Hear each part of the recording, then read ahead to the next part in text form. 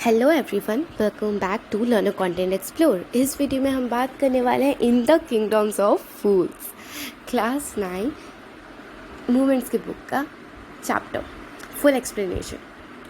तो ये जो है बहुत ही फ़नी चैप्टर है और इंटरेस्टिंग है। एक्चुअली क्या है, इसमें थे एक राजा साहब। राजा तो हर किंगडम में होते हैं, इसमें कौन सी नहीं बात है। अब सुनिए तो आगे। एक थे राजा, एक था मिनिस्टर। वो दोनों इडियट थे, सच में इडियट थे वो लोग। मतलब इतने इडियट थे कि आप सोच भी नहीं सकते, मतलब फूल्स थे वो। उन राजा साहब चाहते थे कि उनका किंगडम जो है यूनिक हो। वो चाहते थे कि उनका किंगडम ना सबसे स्पेशल हो, यूनिक हो। इसीलिए उन्होंने बहुत ही डिफरेंट चीज़ की। पता है क्या? जैसे हम करते हैं दिन में काम और रात को जाकर सो जाते हैं, है ना। तो उन्होंने उसका ठीक उल्टा किया, अपोजिट। यानी दिन में तुम रात मनाओगे, यानी सो जाओ, और रात के समय तुम लोगों को काम करना है। तो ये कर दिया था उन्होंने, पूरा चीज़ उल्टी फुल्टी लिटरली। तो यहाँ अब तो वो राजा हैं और बाकी सब प्रजा। अब तो राजा के बाद कोई ठुकरा नहीं सकता। तो अपने किंगडम को यूनिक बनाने के लिए उन्होंने ये जो नियम है वो सब पे लागू कर दिया। अब प्रजा तो प्रजा होती है, उन्हें ये बात माननी पड़ी और वो ये काम करने लगे। चलो ठीक है, यूनिक बनाने के लिए। तो वो अब ये ऐसे ही चलता था। दिन में वो लोग सोते रहते थे, रात मनाते थे, और रात को उठकर काम करते थे। ये चीज़ थी। अब एक दिन यही ऐसा हो रहा था, सिंपली होता रहता था। तो एक दिन क्या हुआ, डे टाइम था और उस समय एक गुरुजी आए, गुरु और उनका चेला। हाँ, गुरु और उनका चेला आया। उन्होंने देखा कितना अच्छा किंगडम है। बाहर से आए थे, वहाँ के नहीं थे। उन्होंने देखा कि कितना अच्छा किंगडम है, लेकिन उनको एक चीज़ अजीब लगी कि देखा उन्होंने कि डे टाइम पर इतना सुनसान जगह, कोई भी इंसान नहीं दिख रहा। अब उन्हें लग रही थी भूख। अब वो गए, उन्होंने देखा चलो वो रही एक दुकान दिखी उन्हें। तो वहाँ पे गए और उन्होंने देखा कि अरे वहाँ पे तो मतलब एक ही अमाउंट, मतलब फिक्स्ड प्राइस है, ठीक है। आपको 1 रुपये में सब कुछ, दाल चावल, मतलब बहुत ही चीप, बहुत ही लो प्राइस पर आपको सब कुछ मिल जा रहा था। आप कुछ भी खरीदो, एक ही फिक्स प्राइस है, उतने में ही आपको सब कुछ मिल जाएगा। इतना चीप रेट था। 1 रुपये में मान लो, जैसे कि उनका तो डो पता नहीं करके कुछ है ना, DUDDU ऐसे है। तो उतने रुपये में आपको मिल जाएगा सब कुछ। जैसे 1 रुपये में आपको पूरा दाल चावल पूरा ये मिल जाएगा आपको। तो इतना चीप था। अब क्या हुआ, उन्होंने टूट पड़े खाने पर। उन सब ने मतलब दोनों गुरु और चेले ने खाना खा लिया। अब गुरु को ना थोड़ा शक हुआ कि अब उन्हें रियलाइज़ हो गया कि हम जो आए हैं वो उल्टी पुल्टी जगह आए हैं। हम आए किंगडम ऑफ फूल्स में, यानी यहाँ पे सब बुद्धू हैं, यहाँ पे उल्टा चलते हैं, हमारा यहाँ ज़्यादा देर रहना ठीक नहीं है। तो गुरु ने चेले से बोला कि हमें यहाँ से चले जाना चाहिए, हमारे यहाँ और रुकना बिल्कुल ठीक नहीं है। तो अब चेले ने क्या किया, नहीं नहीं नहीं नहीं, अब यहाँ तो देखो कितना सस्ते में मिल रहा है, ऐसा हमें कहाँ मिलेगा, हमें यहीं रहना चाहिए, हम यहीं रहेंगे। अब गुरु कह रहे हैं नहीं नहीं नहीं, अब देखो मेरी बात समझो, अगर तुम यहीं पे रहे ना तो क्या होगा, तो ये किंगडम्स ऑफ फूल है, यहाँ पे कब क्या तुम्हारे साथ हो जाए कुछ पता नहीं चलेगा। लेकिन वो जो चेला था अपनी जिद पड़ा रहा था कि नहीं, मैं तो यहाँ से कहीं नहीं जाने वाला, मुझे ये जगह पसंद है। इतना चीप, आखिर मतलब इतने सस्ते दामों पर सब कुछ खाने पीने को मिल रहा है ना, तो कैसे मैं जाऊँ। वो जो चेला था ना बहुत ही भुक्कड़ था, इसलिए वो कहीं जाना ही नहीं चाह रहा था द किंगडम्स ऑफ फूल्स को छोड़कर। तो अब क्या हो गया, इस बात पे गुरु और चेले की लड़ाई हो गई। अब गुरु ने कहा कि चलो ठीक है, तुम यहीं रहो, मैं तो जा रहा हूँ। अब गुरु अपने रास्ते, चेला अपने रास्ते। अब चेला तो किंगडम्स ऑफ फूल में ही रहा और वो इतना खाता, मतलब केला वगैरह सब कुछ इतना खाता, इतना खाता, इतना खाता। अब मिल तो रहा था चीप प्राइस पर, कौन ना इनकार करे। तो सब तो इतना, और वो तो था ही भुक्कड़ महाशय। तो अब उसने इतना खाया, इतना खाया, इतना खाया कि बफेलो की तरह मोटा हो गया, गोल मटोल एकदम मोटा हो गया बफेलो की तरह। अब एक दिन, एक ब्राइट डे था, बहुत ही मतलब दोपहर का समय था। तो एक दिन क्या हुआ कि एक बार एक चोर था। अब आपको तो पता है ना, अभी उसमें उल्टा पुल्टा चल रहा है। जैसे चोर रात को चोरी करने आता है ना यहाँ पे, तो मतलब नॉर्मल जगहों पर तो वहाँ पे तो दिन में करेंगे क्योंकि दिन में सब सोता है। तो ब्राइट डे था, एक चोर एक मर्चेंट था, ठीक है, मतलब वो जो घर में रहता है वो मर्चेंट था, वहाँ पे रहता था, अमीर था, और वो उसके घर में घुसा।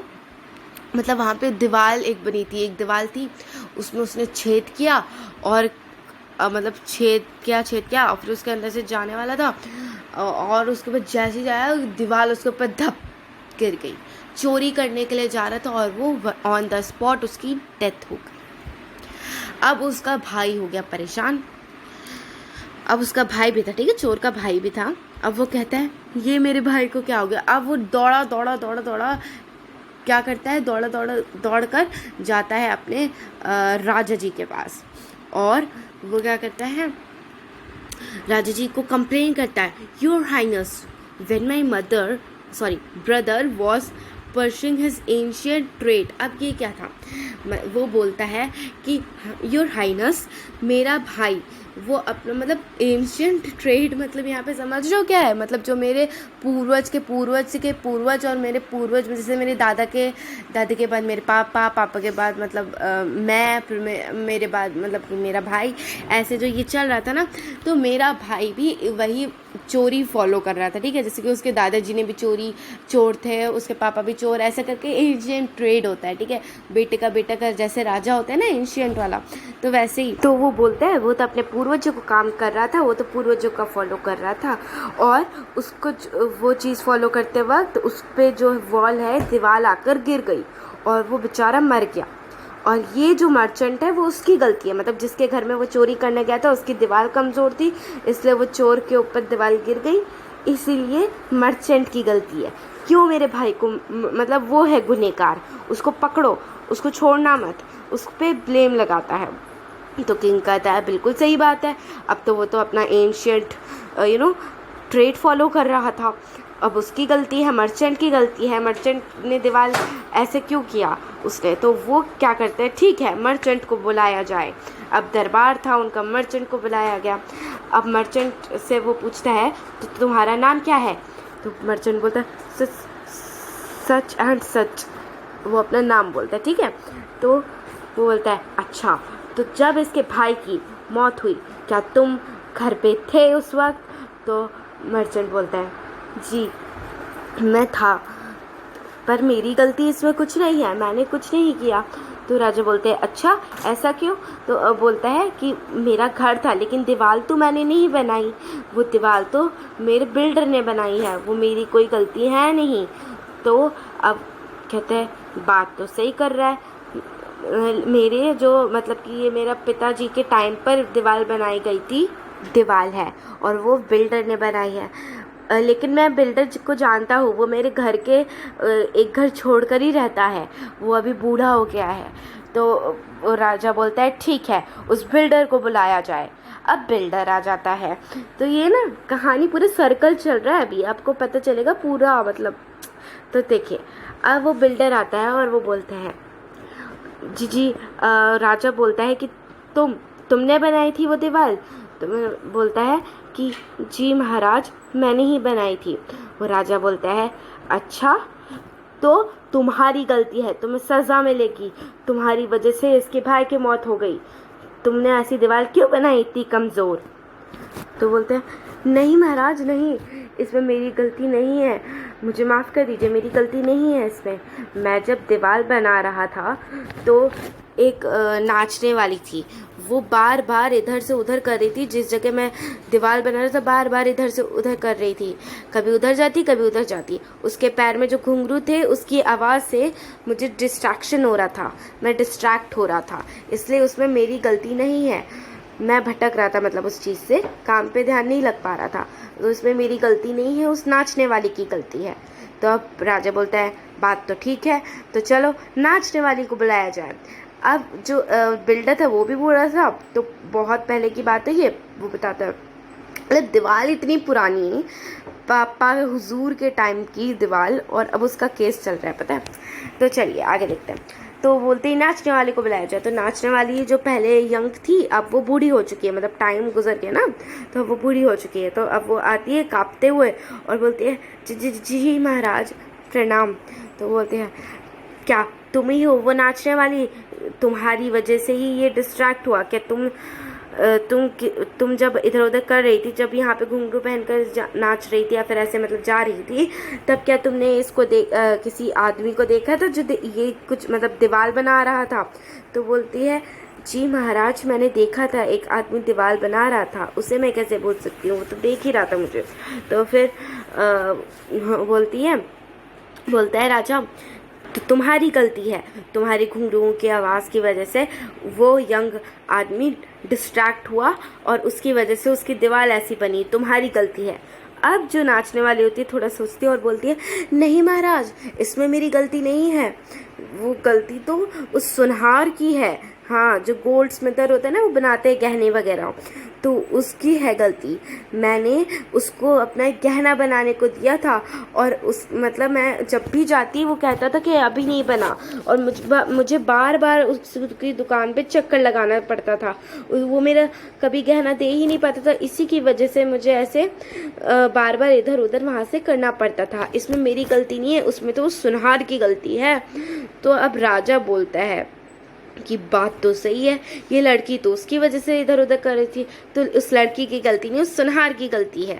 तो अब वो बोलती है लड़की, मैं उस सुनहार को जानती हूँ। अब उस सुनहार को बुलाया जाता है, जो गहने बनाता है उसको बुलाया जाता है। तो अब वो आता है, अब वो बोलता है कि प्रणाम राजा जी। तो वो राजा बोलता है तो तुम ही हो वो सुनार, तुम क्यों इतना देरी कर रहे थे? तुम्हें सजा मिलेगी, तुम्हारी वजह से उसकी जान गई है, मतलब चोर के भाई के चोर की जान गई है, तुम्हें सजा मिलेगी। तो बोलता है नहीं महाराज, मैं तो बहुत गरीब सुनार हूँ, मुझे तो कुछ पता भी नहीं है। मैं तो आप तो जानते ही हो, ये मुझे अपने कंगन बनवाने के लिए दे तो गई थी, पर मैं क्या करूं, बड़े लोग बड़ी बातें। अब एक आया था, एक आदमी था जो कि बहुत अमीर था, वो आया था और उसकी मतलब उसके घर में कोई शादी थी, उसने भी मुझे गहने वगैरह बनाने को दिए थे। अब वो तो आप जानते ही हैं कि अमीर लोग जो होते हैं कितने ज़्यादा इम्पेशेंट होता है उनके अंदर, मतलब पेशेंस होता है, मतलब इसका मतलब उनके अंदर सहन शक्ति नहीं होती, मतलब बिल्कुल इंतज़ार नहीं, उनको जल्द से जल्द वो चीज़ चाहिए, तो उनको बहुत ही जल्दी चाहिए थी। तो अब इसलिए मैं उस काम में जुटा था, इसलिए मैं नहीं बना पाया, इसलिए इसमें मेरी गलती नहीं है, वो जो अमीर आदमी था ना उसकी गलती है। अब वो अमीर आदमी पता है कौन था? वो था मर्चेंट। जी हाँ, जो अभी घुमा कर बात आई थी ना, वापस से मर्चेंट पे आ गई वो, कि उसकी गलती है। तो राजा बोलता है बिल्कुल ठीक है, तो मर्चेंट की गलती है ये। तो उस मर्चेंट को बोलता है वो मर्चेंट वही होता है जिसके घर में चोरी हुई थी, मतलब घर से चोर मरा था, जो फर्स्ट आया था ना आदमी, वही है वो मर्चेंट। घुमा फिरा के बाद वहीं पे आ जाती है मर्चेंट पे। तो अब वो बोलता है कि तुम हो, तुम ही ने दिया था। तो वो बोलता है मर्चेंट, नहीं नहीं हुजूर, इसमें मेरी कोई गलती नहीं है, मेरे पिताजी ने गहनों बनाने का ऑर्डर दिया था। हाँ, गहनों बनाने का ऑर्डर दिया था, मैंने नहीं दिया था, इसमें मेरी गलती नहीं है। तो अब राजा जी बोलते हैं अच्छा जी, इसमें तुम्हारी गलती कैसे रही है? तुम्ही ने क्या, देखो अब तुम्हारे पिताजी ने क्या, अब तुम्हारे पिताजी की भी जितनी प्रॉपर्टी है वो तुम्हारे पास है। इसका मतलब अगर तुम उसके प्रॉफिट ले सकते हो, है ना, उसके जो बेनिफिट तुम्हें पिताजी से मिल रहे हैं वो ले सकते हो, तो जो पिताजी ने क्राइम किए हैं ना उसकी सज़ा भी तुम्हें भुगतनी पड़ेगी। एक्चुअली क्या था, उनके पिता जो थे वो मर चुके थे, वो तो पहले की बात है ना, तो वो पिताजी जो थे फादर उनके वो मर चुके थे। तो बोलते हैं इसमें मेरी गलती नहीं है, मेरे पिताजी की है, पर वो तो मर गए हैं और मैं अभी यहीं पे हूँ, मुझे माफ़ कर दीजिए, इसमें मेरी गलती नहीं थी। वो बोलते हैं तुम्हारे पिताजी मर भले ही गए हो, लेकिन उनकी प्रॉपर्टी तो तुम्हारे पास है, तो इसका मतलब जितने भी उन्होंने क्राइम किए वो भी उसकी सज़ा भी तुम्हें ही मिलेगी।